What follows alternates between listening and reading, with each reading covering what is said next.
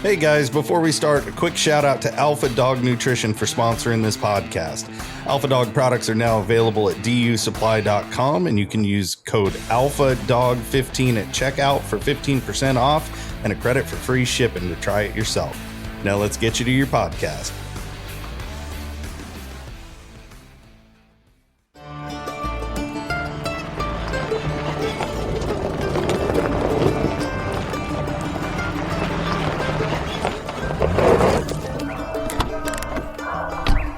Where's Fielder? He's gone to the dogs. Alrighty, folks, welcome back and happy belated Memorial Day. This is your co-host Corey Groover talking on the Gone to the Dogs podcast, and with me, as always, is the master of hounds himself, Mr. Steven Fielder. Hi, Steve. How you doing today? Hey, man, I'm doing great. It's been a good day here in the sauna. We celebrating Memorial Day, and we were invited to a neighborhood party today. Unfortunately, had to decline the invitation due to we've been good parents for our daughter, Jackie, Ella's number 3 daughter. Who is moving, and everyone knows what a joy it is to move, and so I've been like the wheel guy. I've been driving, of course they had the big moving truck and all that stuff, but I'm doing the small stuff, the lightweight stuff, and the stuff that's eventually going to go to the landfill. So, but anyway, it's been assisting with a move like that is a lot like helping a farmer make hay. You usually end up in the back of the wagon and you're throwing around some heavy stuff. That's the way I look at it. Oh yeah. Well, I have kind of had a firm resolve the last couple of years. I said, Fielder, you're getting at the age you are not able to lift the weight that you used to lift. And if you hurt yourself, it's going to be a long time recovering, and maybe not. And I'm weighed the risk factor.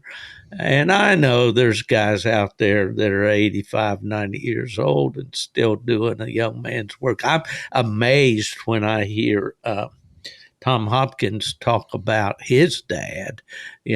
Tom had the Lipper dog, and everybody remembers him. His dad is past 90 years old, and wow. Amazing he just closed his business.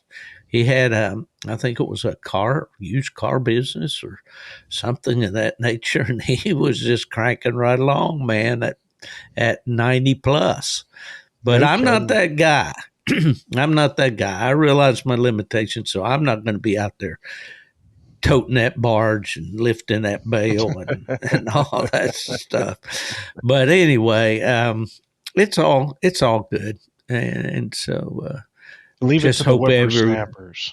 Yeah, leave it to you youngsters. We got a grandson there, Tyler's in the 9th grade. He's been a big help. That kid kind of amazes me, really, his attitude. We hear so much about the bad kids nowadays. Well, this is a guy, he doesn't complain about anything. He's doing great in school. And hey, he and I have been buddies ever since he came into this world. I got to tell you the real thing. We used to have this little thing. I'd take him to daycare before kindergarten in the morning, and Mama taught school, so she'd bring him to the school, and it happened to be the same school that Ella worked in. Ella was an instructional assistant for about 20 years for Pasco County. She raised her family, had 4 daughters, did not go to college, but she raised 4 girls that did very well in life. And anyway, I would go and I would pick Tyler up and drive him to the daycare.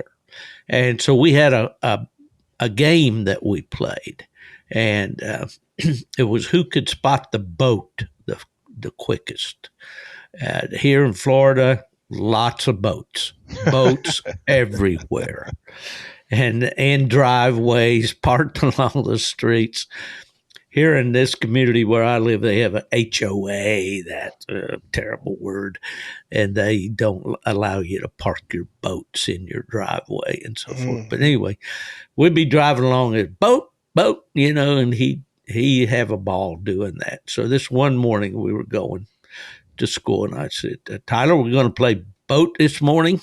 No, I don't want to play boat. I said, okay, that's up to you, buddy. We hadn't gone 100 yards down the street. He's in the back seat. Boat! Yeah,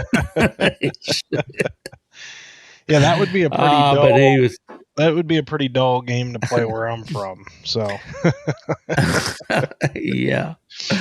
Yeah, we had a game when I was a kid. Did you ever play Popeye? Popeye.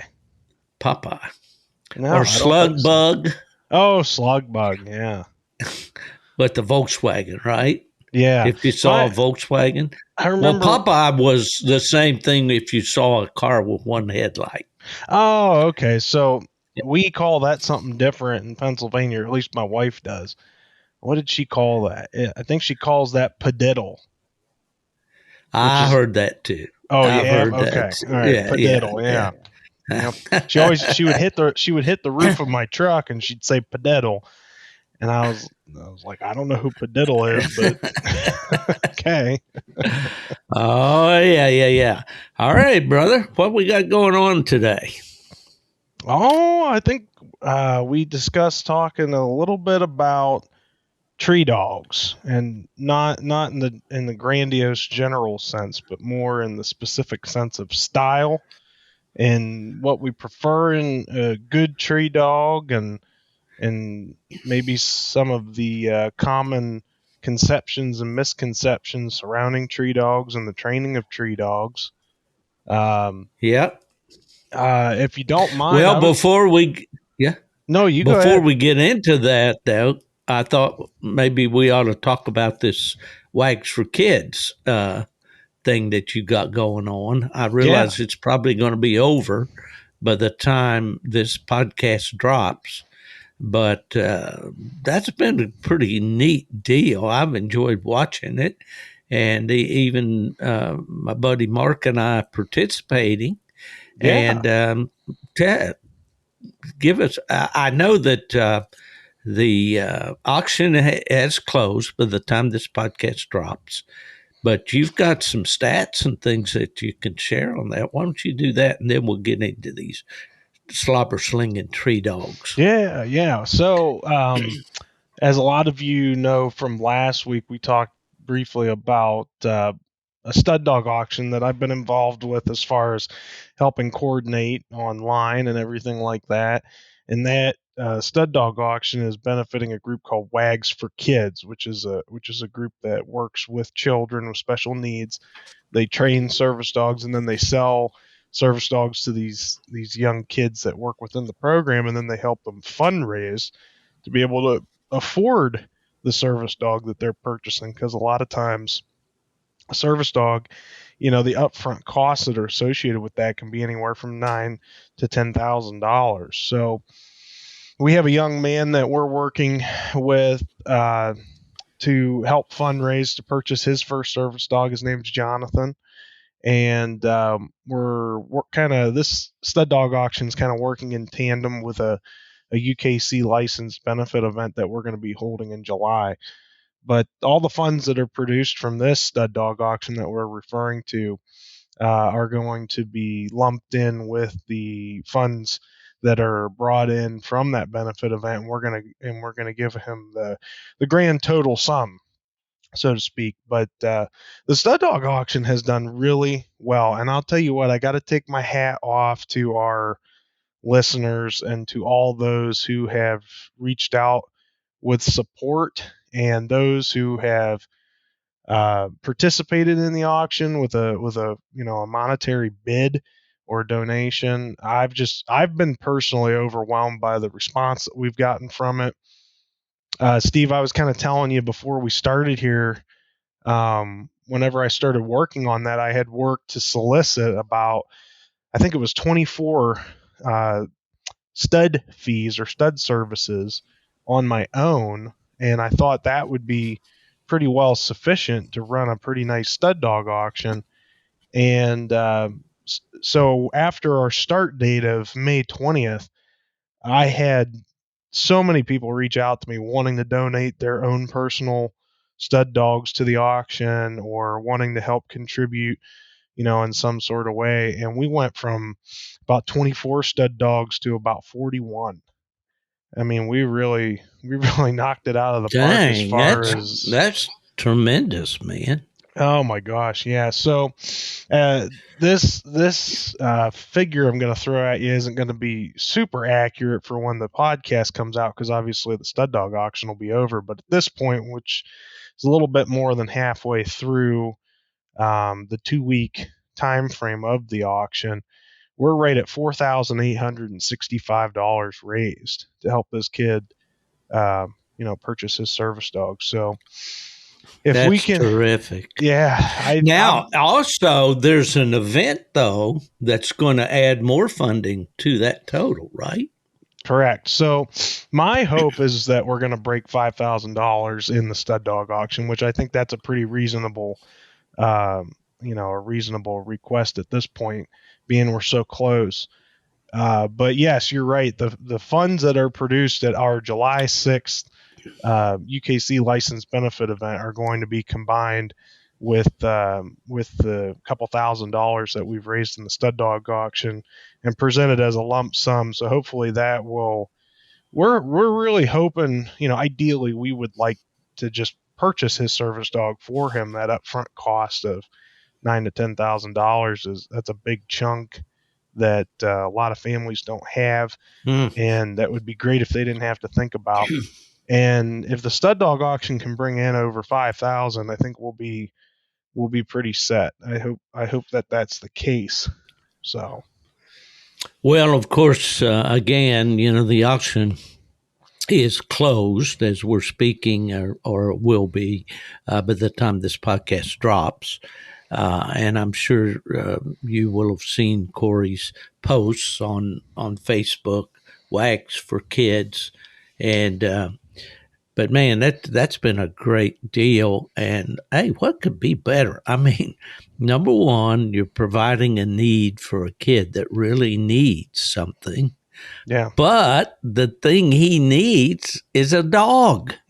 And, I mean, wow, that's to me, when I was a kid, that was about the most important thing in the world to me was a dog, and they've kind of remained that way in one capacity or the other down through the years. But yeah, that's great. Well, kudos to you and your club. What's the Mercer County Coon Hunters? Mercer County Coon Hunters Association in Greenville, Pennsylvania.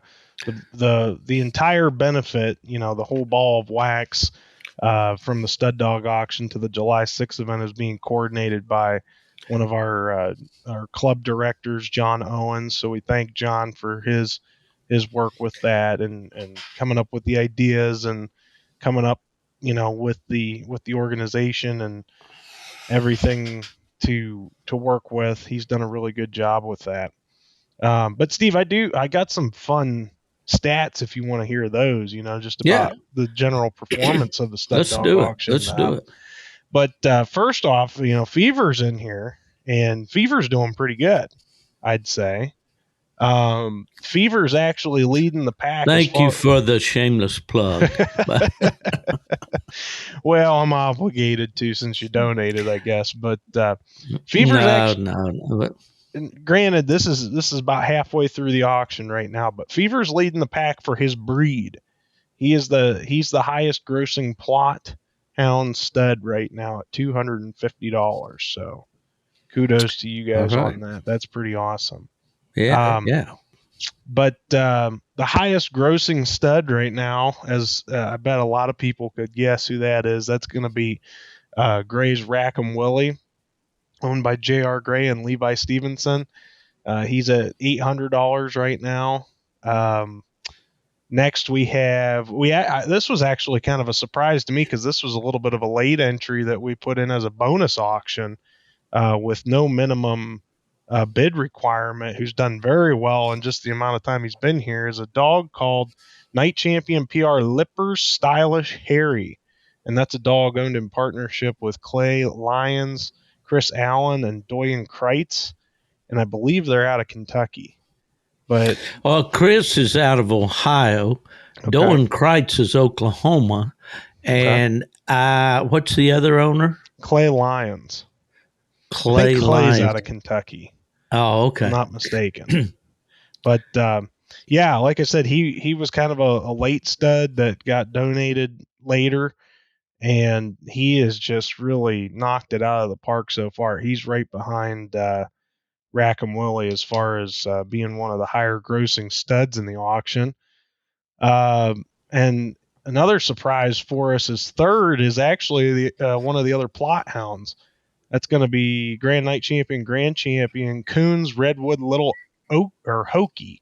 And that's Jacob Coons, Jeff Coons, and Lindell Perry out of Gloucester, Ohio.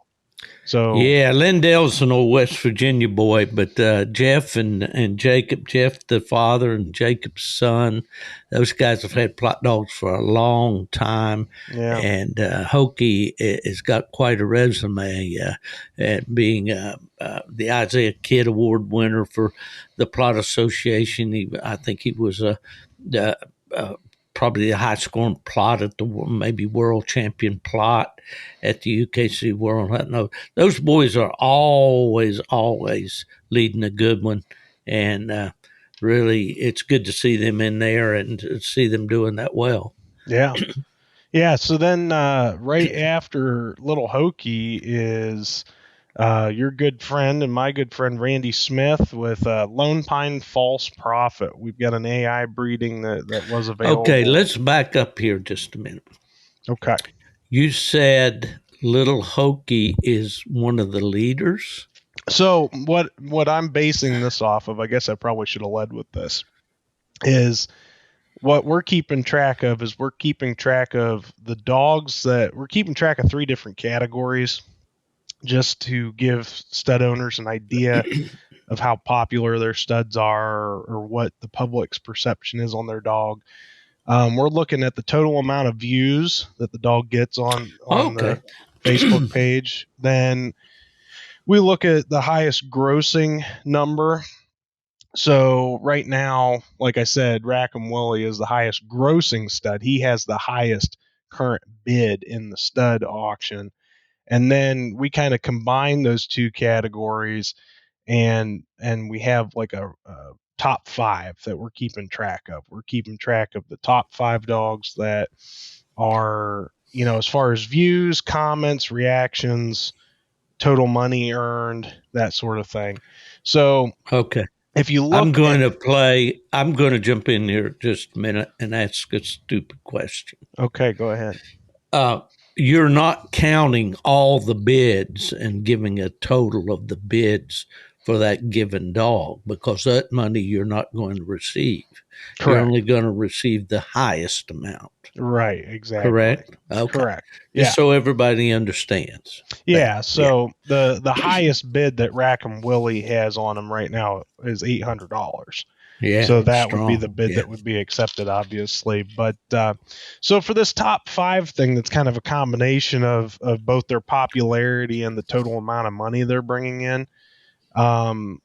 If you look, obviously Rackham Willie's a very popular stud, so he has a high bid right now, and he's got a lot of views. But then when you look at like second place and third place, talking about Stylish Harry and Little Hokey, their monetary levels aren't as high as what Willie's are, or even some of the other studs. But man, their owners are promoting them, and or guys are really interested in them, and they're viewing. Mm-hmm. They're viewing those dogs. They're keeping an eye on the auctions. I got you. There have been a lot of individual bids that have been placed on those dogs, even if the dollar figure doesn't, reflect that. Yeah. Okay. So they've been getting a lot of action. They're very popular. Yeah. But like I said, fourth is going to be Randy Smith with Lone Pine False Prophet. We have an AI breeding that Randy graciously donated on profit to the auction, and he's actually the most viral stud that we've had in the auction so far. Last night when I checked his total amount of views, he was at 14.6 thousand. If you can believe that. most of the really popular studs have about a little over 1,000 views on this particular auction, but Lone Pine False Prophet himself has raked him in 14.6 thousand. That's pretty incredible. I hunted with that young dog. He is special. There's no doubt about it. He's special. Is he that quintessential stud dog type male dog you would expect? Well, he's the package. He's a beautiful hound, huge mouth, pedigree. Well, he's out of Frogger and a world champion. Yeah, a Sioux female. Goes, as they say, you unsnap him, he goes like he's late for work. And he's the one that Clayton Stark had there for, I don't know, 6 weeks or something, Mm-hmm. Clayton gave him a great send-off into the coonhound world and all. So, he's special for sure. And of course, there again, I'm talking about, I can only talk about the dogs I know, that I've personally hunted with. And I was fortunate to go up and hunt with Prophet.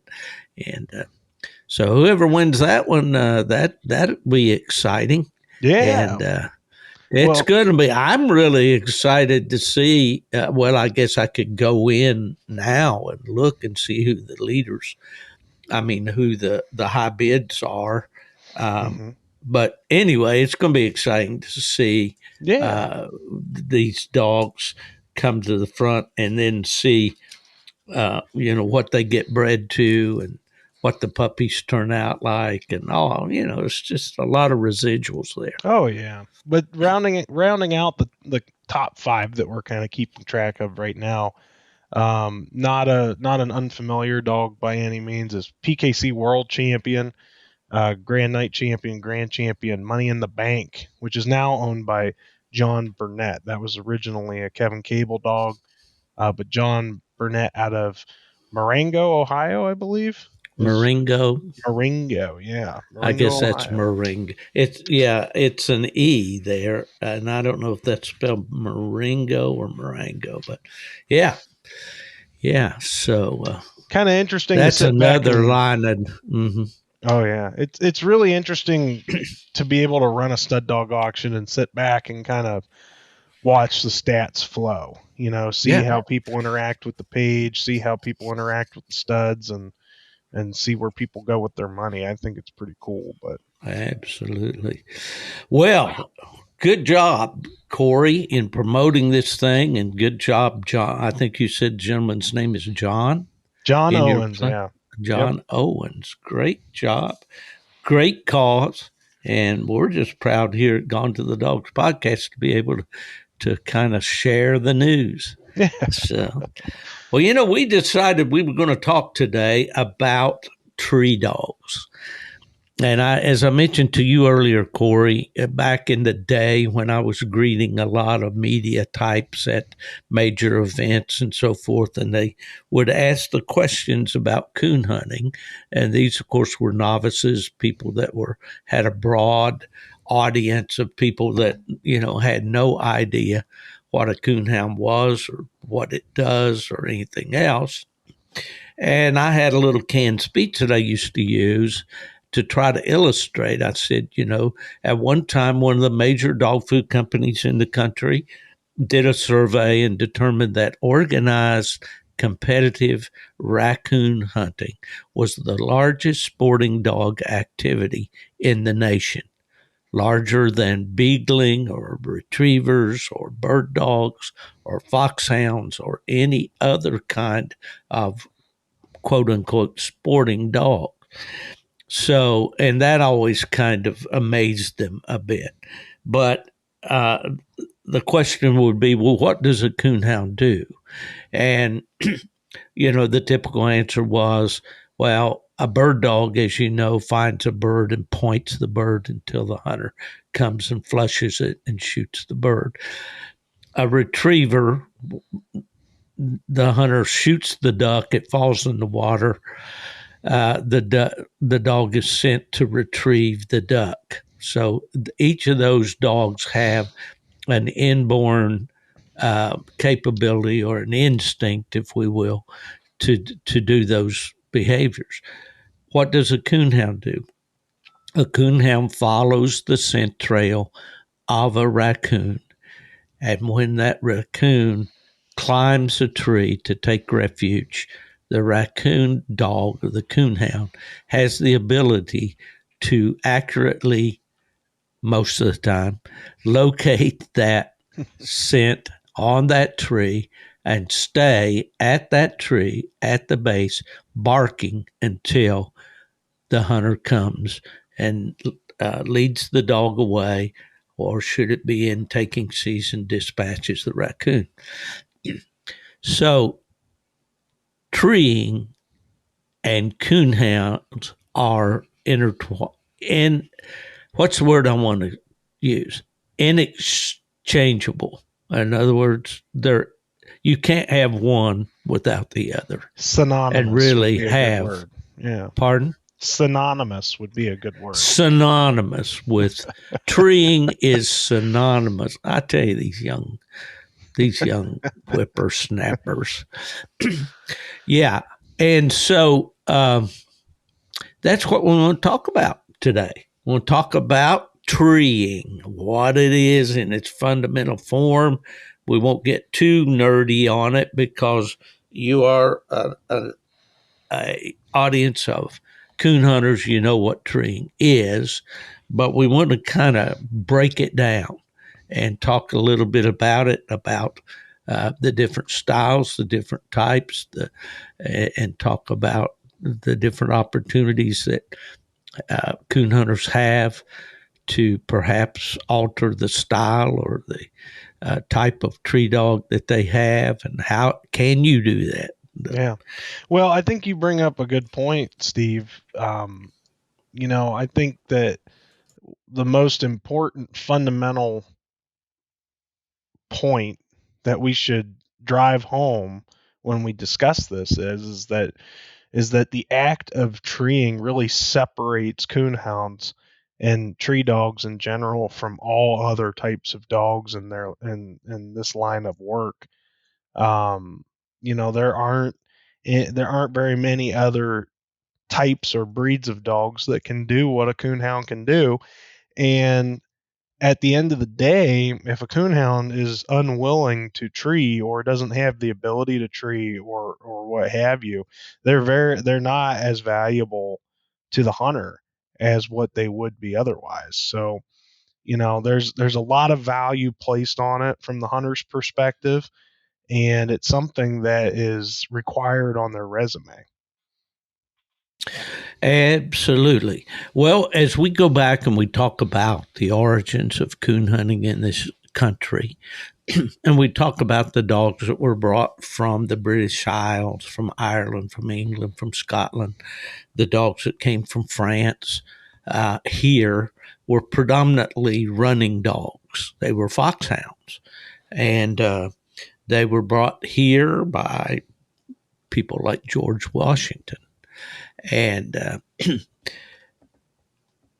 once those dogs got here and people followed that go west young man and started to venture out into the mountains and the Appalachian Mountains and all, they found an abundance of tree climbing game animals, raccoons, possums, squirrels.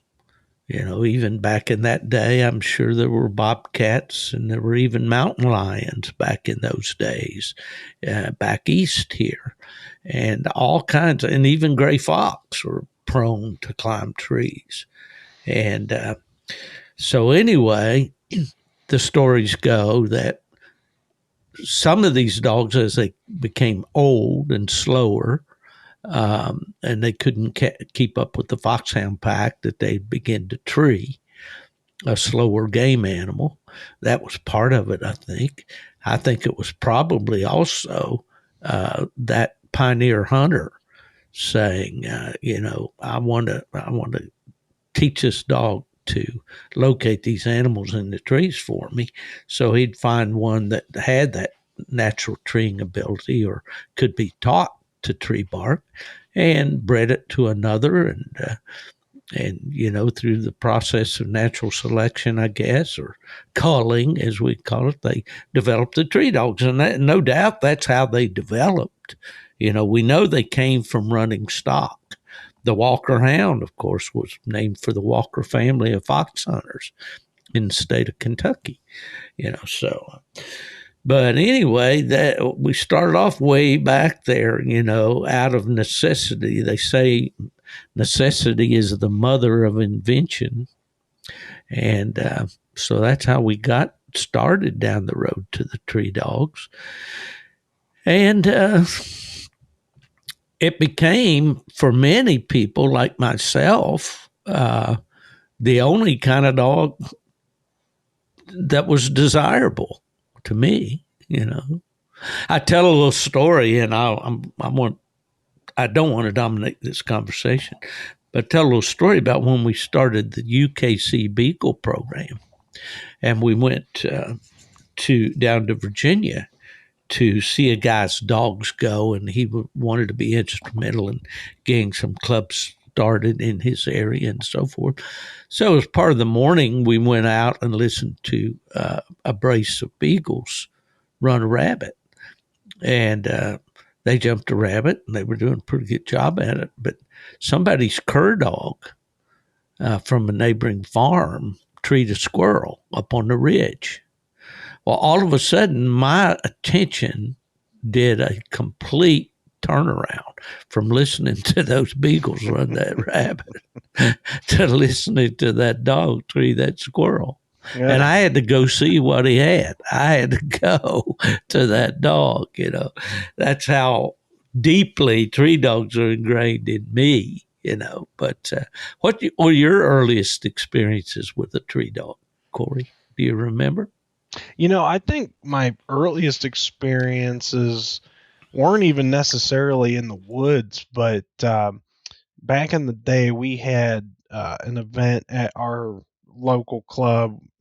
They called it the Midwinter Jamboree. It was an event that was held every February, and it was kind of like the antidote for cabin fever. Everybody got together and they had a bench show and a treeing contest, and they held it at this big livestock auction building.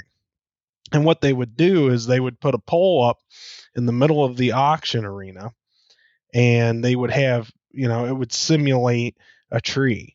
And, they would have a caged coon there, and they would hoist the coon up into the tree, and they would bring the dogs in one by one through the corrals, and they would have their little indoor treeing contest. And, I think even back before I could go hunting with my grandfather, I think that's probably my earliest recollection. And, that was always fun because we were always sitting up in the rafters of the sale barn.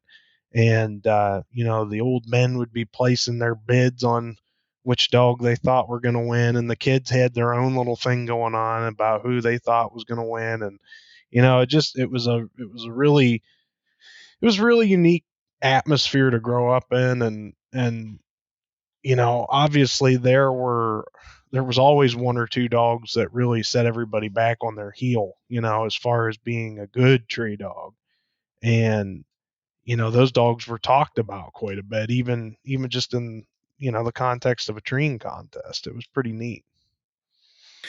Well, my earliest recollections are pretty much the same, going to the local field trials, the precursors to the water races at our club there in West Virginia. But watching the dogs tree at the home tree after they ran the drag.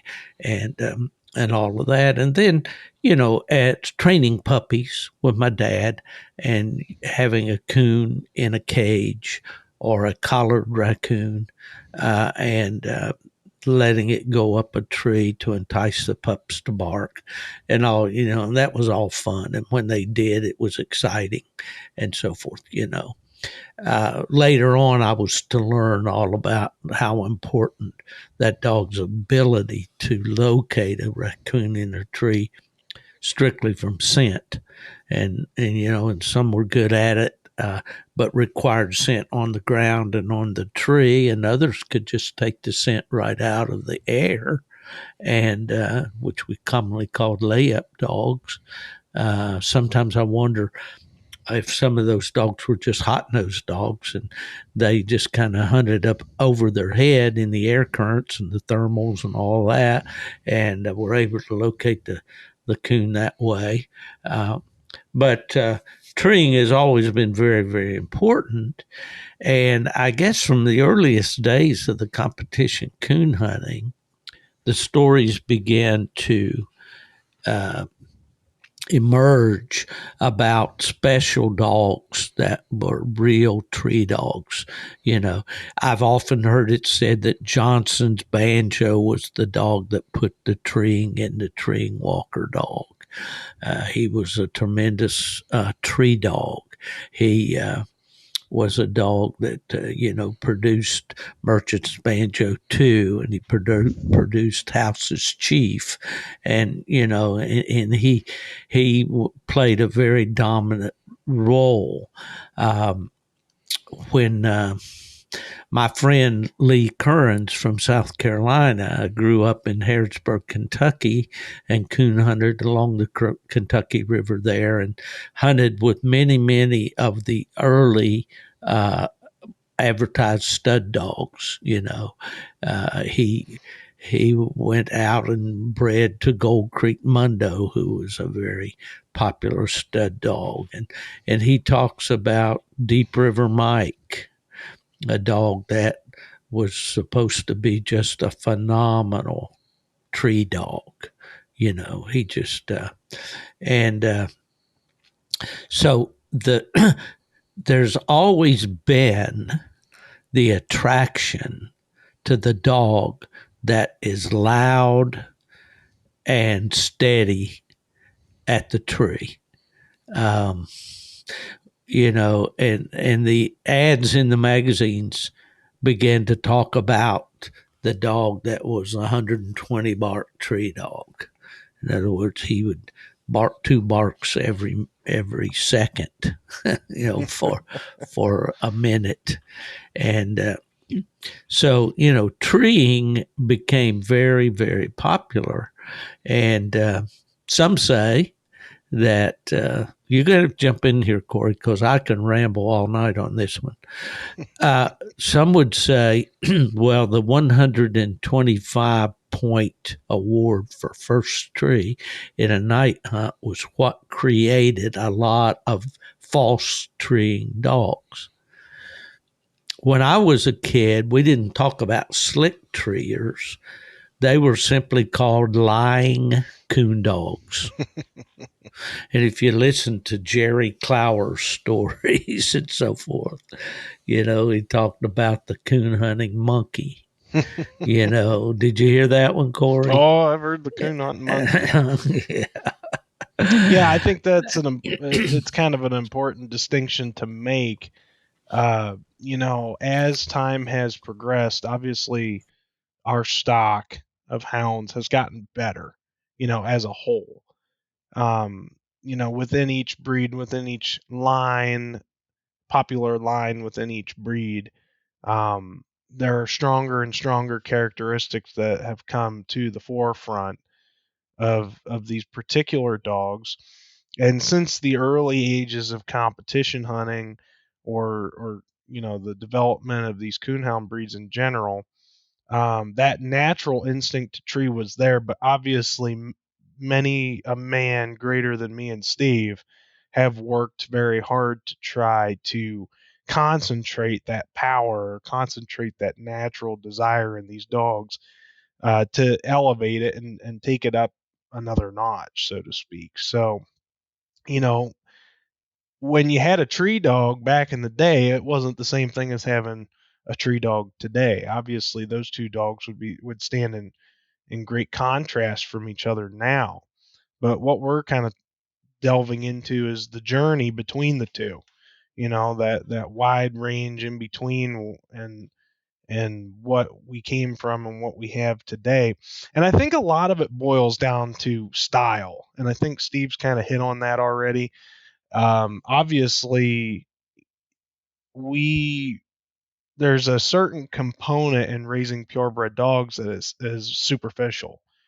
And a lot of it has to do with looks, and a lot of it has to do with personal preferences of the owners and breeders of these dogs. Well, obviously, much like bird dogs, when you have a pointer that has a 12 o'clock point, coon hunters much enjoy dogs that are what we would call harder tree dogs, or they're passionate about treeing, so to speak. There's a lot of intensity there. Their volume's louder. Their actions are more concise, and a lot, like I said, a lot of that boils down to what kind of style of tree dog you like. And Steve can probably do a better job of this than I can, but there are several different styles that we'll even see today. There are a lot of different styles of tree dog out there. And Steve, do you have a personal preference? Oh, I like a chop mouth tree dog. I like a dog that locates with a bawl that's distinctive, and as we say, rolls it over to a chop, as the ads would say, and rolls it over to a never-ending chop. That's the preference. I grew up with tree dogs. I was fortunate that my dad, when he got into the Plott hounds from the very start, he was into tree dogs. Okay. And he came from a tree dog background because the dogs he hunted with as a young man before going to the military at age 19 were cur dogs in Tennessee that were good tree dogs. They weren't open trailers, but they were good tree dogs. And so anyway, I'll never forget the one hunt that my dad and I took, and this had to be probably when I was in college. I'd have to go back and check the dates on the dogs. But we had a dog named Hoss. Now, this was not the Hoss that I had for many years that people will remember.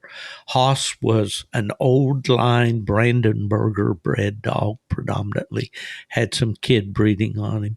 He was a beautiful hound, dark brindle. I would love to walk in the show arena with him today. Just a really nice dog. Had that big, heavy, deep chop. And I'm going to probably step on a few toes right here because I'm going to voice a little bit of my concern. Let's call it concern. Let's don't call it a criticism. Let's say concern. I've noticed in my breed, in the Plott breed, that the mouths have kind of gone away in a lot of the Plott dogs. I don't hear that big, deep, throaty, booming chop on the tree that I used to hear for years as I was coming up with the dog. But this Hoss dog had that kind of mouth on the tree. He was one of those, if you'll pardon me imitating, I just heard a dear friend, a guy that I enjoyed being around so much down at Aurora, Kentucky at the PKC World Hunt, Alan Rambo, passed away. Alan was, I think, around 50 years old. But Alan had a knack of, he could sound more like a coonhound on track and tree than a coonhound could himself. And he used to entertain a lot of people doing that, But anyway, this Hoss dog was a real tree dog. And we had at that time 3 sons of Hoss. 2 of them were out of one litter, and the other was when a man named J.C. Crookshanks up at Ivydale, West Virginia, brought a female named Big Otter Rose down and bred to Hoss, and we got a dog named Rowdy. So we had Rowdy, we had Joe and Coley. Joe and Coley were little mates. Joe was a Maltese brindle, and his name was Bearpin Blue Joe. Coley was a dark brindle, almost black with brindle stripes all through. He's the dog that I took to Texas with me when I was in the Air Force and hunted him out there. On this one night, we went to the Isaiah Kid Farm in Monroe County, West Virginia, and we turned Hoss and his 3 sons loose. We had 4 male dogs. Okay, the dogs, it's hills and hollows, and it's pretty easy. And remember, in those days, there were no tracking devices at all. It was pretty easy to lose track of your dogs. We lost the dogs. We knew the general direction they had gone, and we knew, as mountain hunters do, the dogs get out of pocket. You need to get elevation. You need to get as high as you can to see if you can hear the dogs. We walked and we walked and we walked. And finally, on the crest of a ridge there, we were able to hear one dog very faintly barking, just one. So we determined, we didn't know for sure which one that was at first, but we decided we'd go to that dog. And so we walked and we walked and we walked some more. And finally, when we got to a vantage point where we could hear, all 4 of those dogs were barking treed. One of the dogs, the Blue Joe dog, had gotten up in the tree. Oh, and wow. so he was the dog we were hearing. But I will never forget, as long as I live, as they say, sitting there and listening to those 4 big, throaty, solid, hard tree dogs. Now, they weren't dogs that barked 120 minutes, but they barked a good solid 60 or 70 a minute. Yeah. So that kind of brings to light, there are a couple of different traits that can be defined when we talk about tree dogs. So one thing that people look for in a tree dog is volume. We want a dog that has a loud and expressive and unique voice that can be heard from a long distance away. And they can come in different forms even. You can have a bawl-mouth dog, you can have a chop-mouth dog. You know, those are generally the 2 camps that you're in. You're either a bawl-mouth dog or you're a chop-mouth dog. But volume's probably the biggest aspect of that. And then there's also, intensity. I'd say volume and intensity. So there are a lot of dogs that when they tree a raccoon, they will be nails in the wood. As far as their toenails will be gripping into the side of the tree, and their eyes will be rolled back in their head, and slobber will be flying everywhere, and you couldn't move them with a bobcat. But there are other dogs that are a little bit more relaxed, and they might even just sit back at the tree and make their voice heard. So we in this umbrella of style of tree dog, we have volume, we have intensity. What else am I missing, Steve? I think you're on mute, Steve. Hello, world. I'm back. You got out of pocket there. I'm back. Well, okay. First of all, I'm going to answer your question in just 1 second, but I'm going to get back up on my soapbox just a minute. Go ahead. Finish my rant. I've noticed in our breed that a lot of dogs have gotten this hoarse, choked down kind of tree style. And that can come with dogs as they get older, for sure. But I've noticed it in younger dogs and in certain strains of dogs, and that was something that I always wanted to breed for, was strong mouths. This, oh, oh, oh, no, that doesn't get it. I knew an old hunter back in the mountains. He called it a flannel mouth dog, like a flannel shirt. It was soft. So anyway, I don't want that kind of dog. Okay. Yeah. And I don't know how that creeped in. I kind of got an idea, but I don't have enough proof, so I'm not going to go there. Mm-hmm. But anyway, I that night that I heard those 4 dogs, and their cadence was such, it was just oh, like sawing wood, Mm-hmm. It was just perfect. Yeah. But now we realize that few things are perfect, and it's not always going to be that way. But that's what you had asked me what I preferred. Yeah. That's the kind of dog that I prefer. But on that style issue, it doesn't matter to me whether they stand on the tree or sit down at the base of the tree. Mm-hmm. In fact, the dogs, the general consensus is a dog that will sit down at the tree, maybe move back just a little bit, is not going to get into trouble if any rivalry starts at the tree. I used to say, in interpreting the rules and questions that would come in the night hunts and so forth, about the tree and style. And they'd say, well, this dog was not under the umbrella of the tree, or he was under the umbrella of the tree. But the coon was, out on a limb, and he was up on all of this stuff, immaterial to me, as long as the dog maintains an attitude of treeing that raccoon.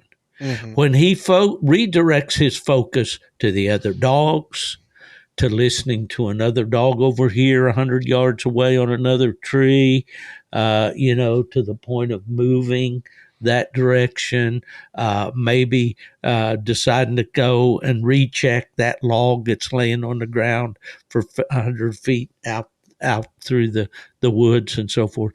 They have broken the treeing attitude. Mm-hmm. And so I'm getting hoarse like that old plot dog that I talked about there. But anyway, you know what Jerry Clower used to say. You need to start knock him out, John. No, you need to start eating out of a dinner bell, or eating out of a dinner bell. Yeah, you never. I didn't heard hear that one. Mm-mm. Oh yeah, they I think it was old Highball. They used to feed him out of a dinner bell. That cleared up his voice. All right, but anyway, yeah, go ahead. I think that you bring up a good point that may need touched on, it may not, but I think that the reason that style is such an important issue with coonhounds is because what we expect from our dogs on the hunt is very black and white.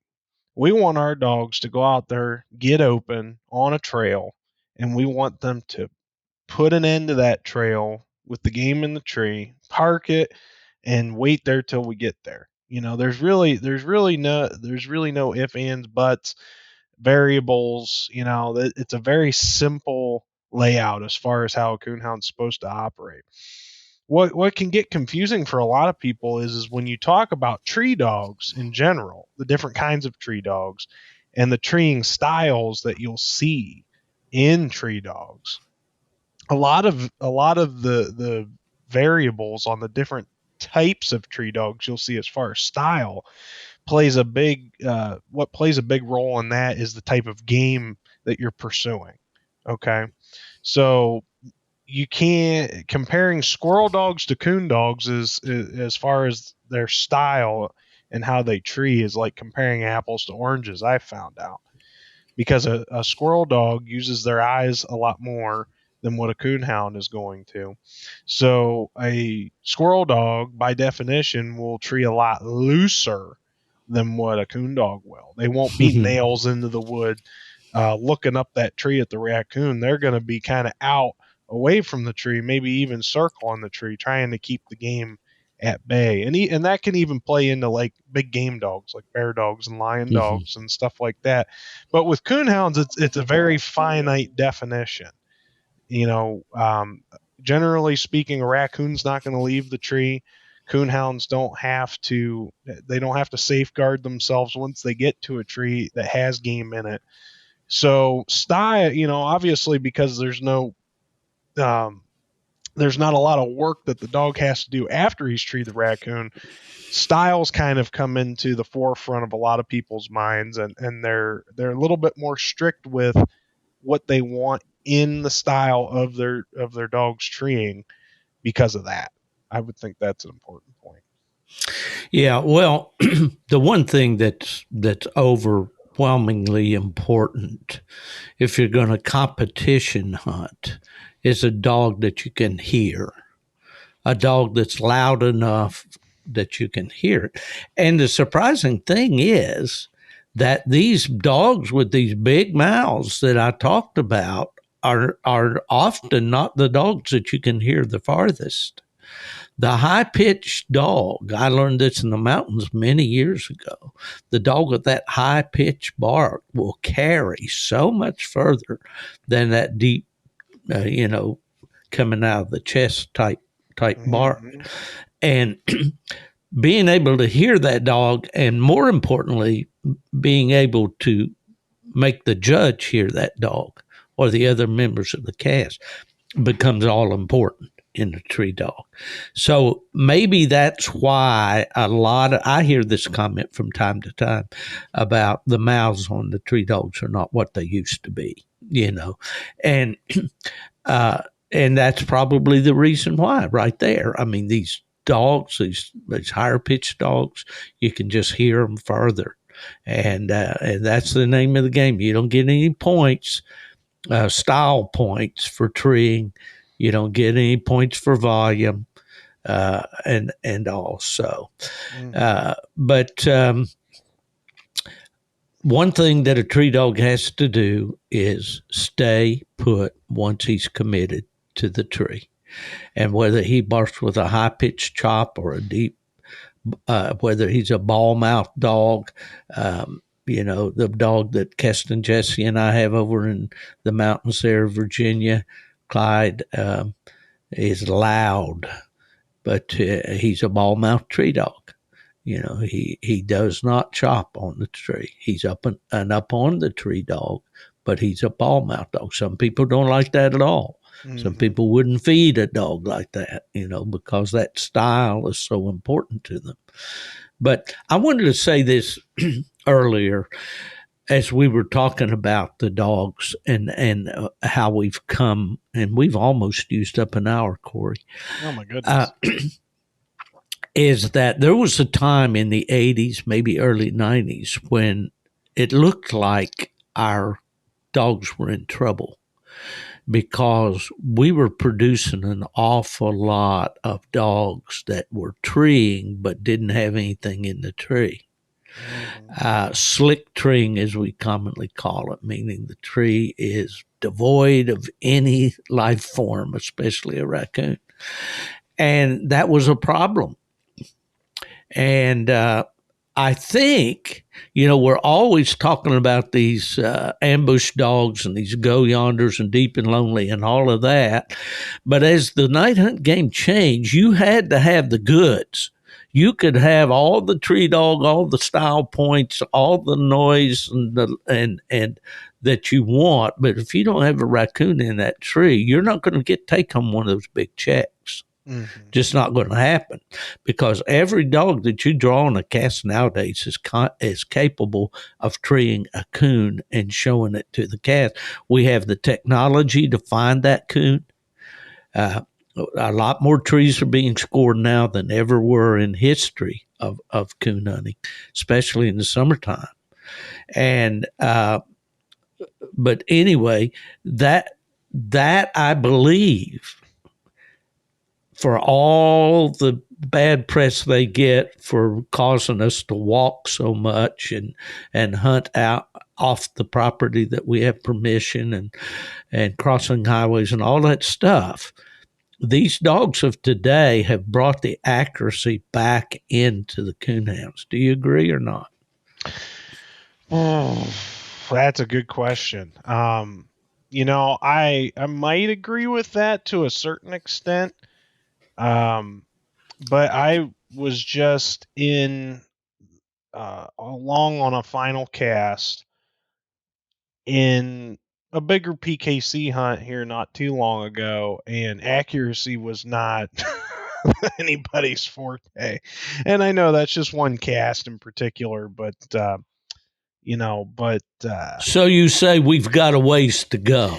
I think that you've made a good point, and I think that we'll delineate on that at a future date. We'll see where Well, I tell you what, no, I'm sure it's not fixed. Yeah. I'm sure that, as Jerry would say, the lion coon dog is don't sell all those coon hunting monkeys, boys. Yeah. Well, I think you bring up a good point though, because I remember when I was competition hunting really hard, it was kind of a twofold game. You wanted to get the best strike that you could, and you wanted to have a tree by yourself. And it would either turn into, okay, my strike is depending on, or my strike position is determining my outcome of the cast, or my accuracy on this dog is determining my outcome for this cast. Because like I had a dog, for example, he was a low end strike dog, so he was going to get a third or fourth strike position because he was pretty tight mouthed on the ground.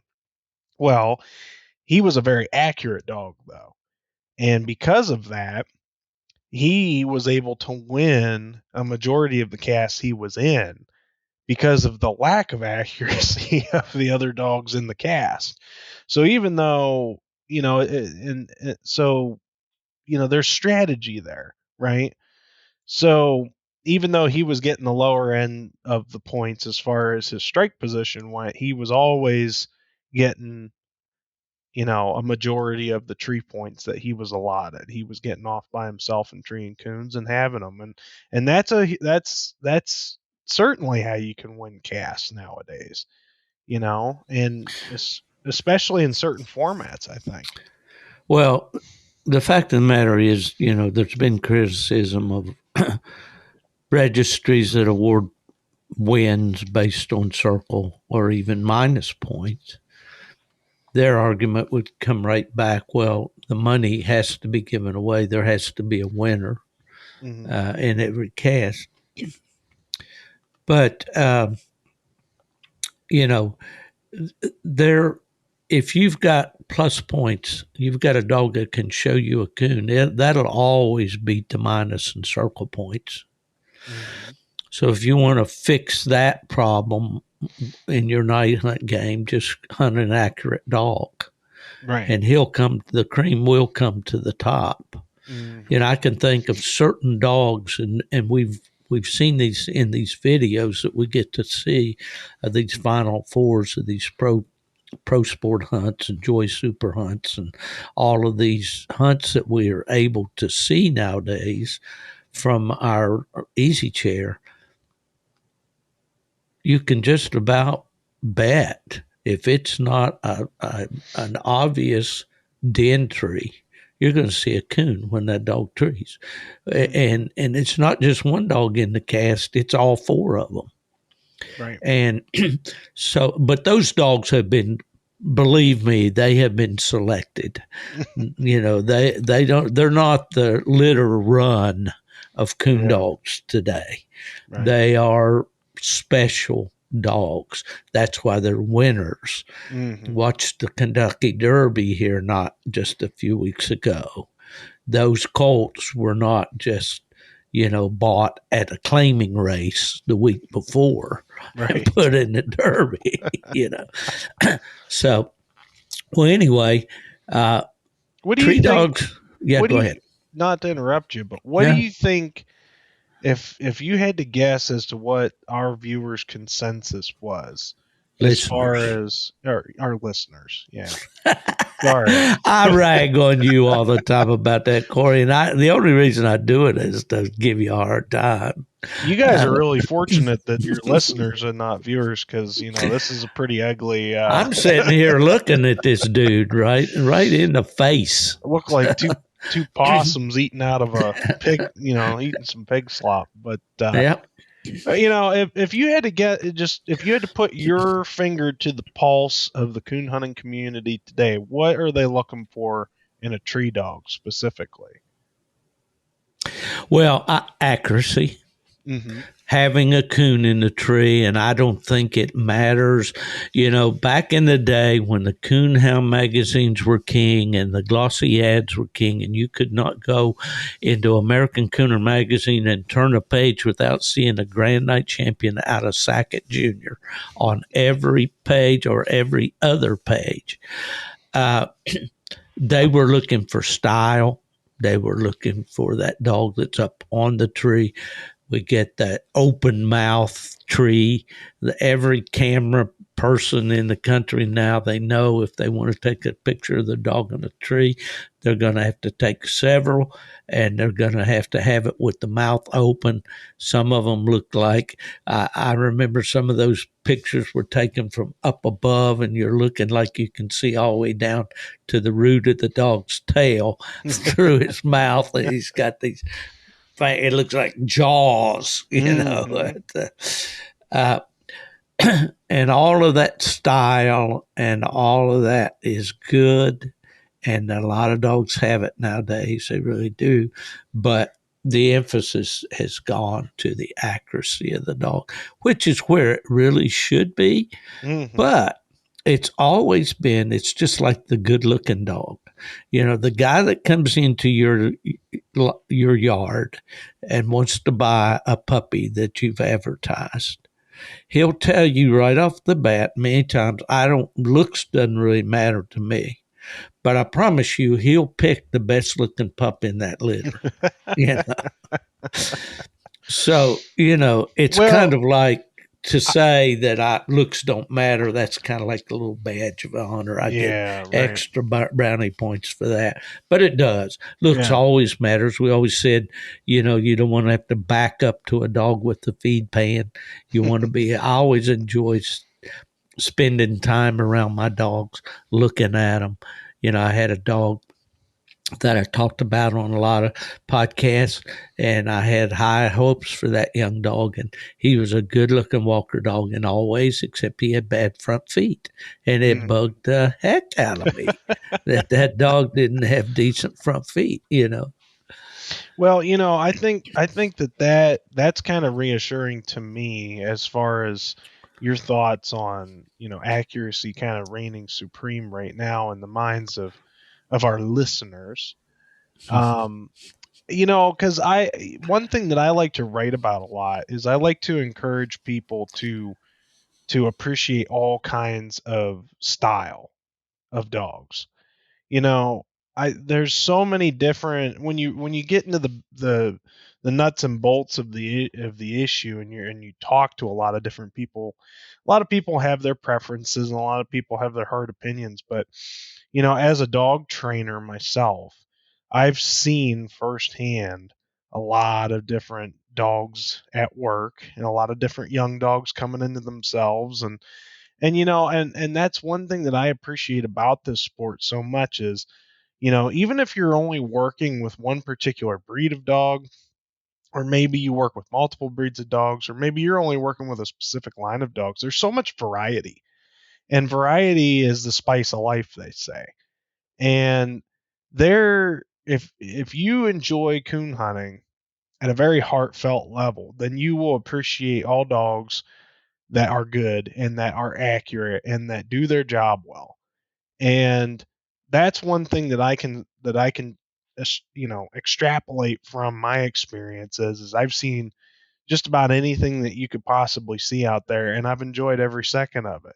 And it didn't matter to me if that dog didn't have the best mouth, and it didn't matter to me if that dog liked to sit back at the tree.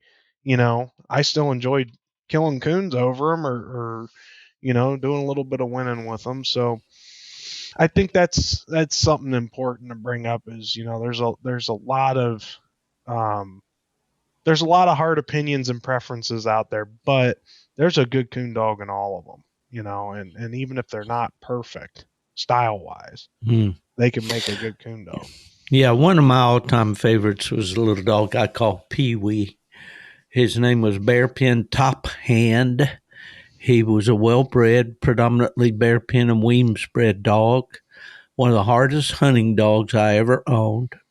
One of the smartest dogs I ever had. He traveled with me a lot when I was with UKC. Traveled on the motorhome. He would go in a motel room. He'd pick his bed, and I'd take the other. Pee-wee was a dog that treed with his breastbone right up on the base of the tree, sitting down. He sat down at the tree, and he looked up, and he barked, that good, solid, steady bark. He was a hard hunting dog. He was a dog that always amazed me. You could fire him from one of those blacktop roads in Michigan back, sometimes it would be as far as a quarter of a mile to a woodlot. And he would get struck in there the quickest you could ever imagine and get treed. You go to him, and when you let him off the tree, he'd go over there and find a sapling, and he'd pee for 5 minutes. He never took time to stop when you unsnapped him. But, he was a sit-down tree dog. Now, some guys would, I don't want a sit-down tree dog. I want a dog that trees with both trees, So it's all, those things are all a matter of preference, personal preference. They don't really amount to anything to anybody but the person that's feeding them. And that brings up a point. Whatever style of tree dog that you like, that's what you should strive for. Yeah. If you want the big 120 bark a minute, slobber mouth, as you said, eyes roll back in the head, toenails anchored in the bark, hey, go for it, man. More power to you. More power to you. I used to say this a lot, and it's an oversimplification, but, I don't care if a guy wants to hunt field mice, with a Chihuahua. If that's his game, that's what he loves. He's out there in the field with his dog, and these tree dogs come in all kinds of shapes and sizes and colors and volumes and all. And it's amazing how some of them out of the same litter don't sound anything at all alike. Yeah. But it's okay. But I think the fundamentals, and we didn't get into this yet, and maybe we don't have time tonight, but in fact, looking at the clock, I believe we don't. But we do want to get into it in another episode on this of training at the tree. What can we do? What can't we do? What should we attempt, and what shouldn't we attempt at the tree? There's kind of like this this feeling among some, and that's sacred ground. You don't ever try to train a dog. You don't ever try to correct a dog. You don't ever try to use any kind of negative reinforcement around the tree, because you'll take the tree out of the dog. I personally have one 8-letter word that would fit that. It begins with a B, but I'm not going to use it here.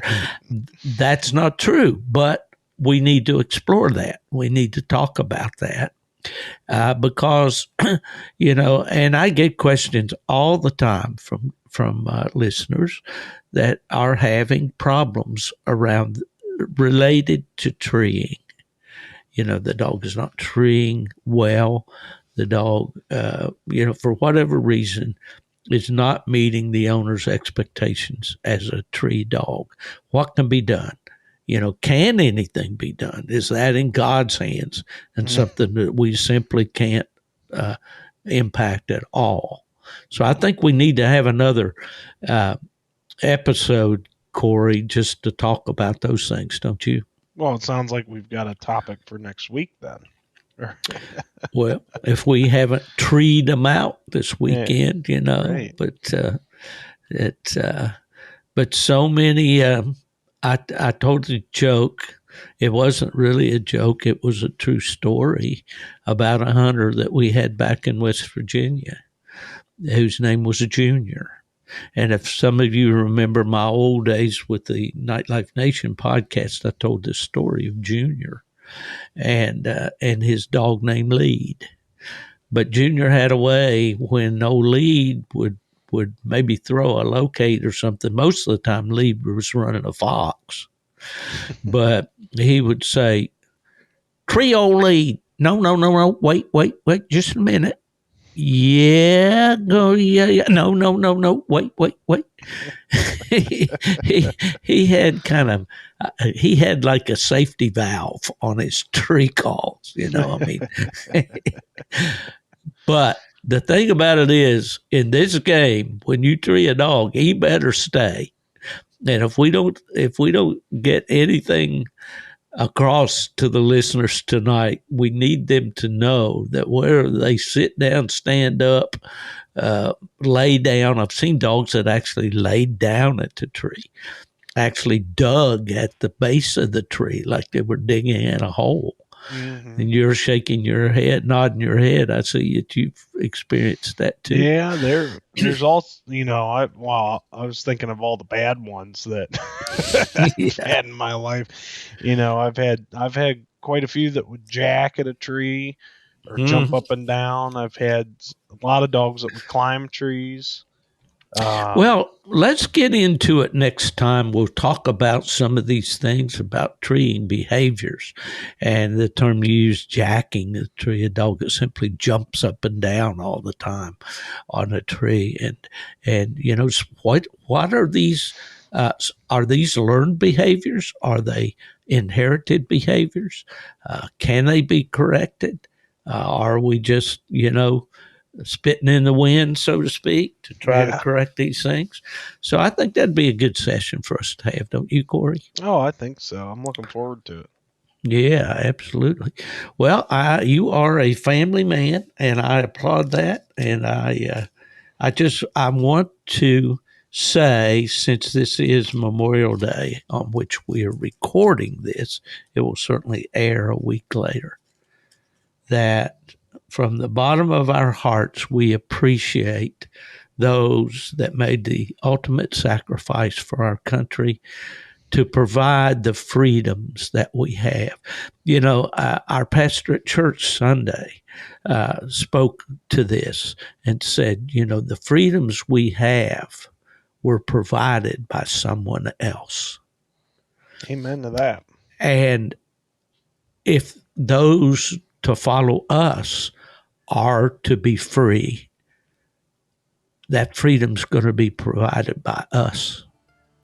Right. And so to those that provided us the freedom to sit here and record this podcast and talk about our tree dogs and go to the woods with our dogs, or whatever we do in life, someone paid the ultimate price for us to be able to do that. And we just want to say thank you. Absolutely. Okay, guys, that's going to wrap it up for this week's episode of the Gone to the Dogs podcast. For Corey Groover, I'm Steve Fielder. We will be up to our old antics. When someone asks you, where are we? Just say, hey, those guys, they're eat up with it, man. They're gone to the dogs. See you later, Good night, folks. Corey. Take care. Good night, Steve.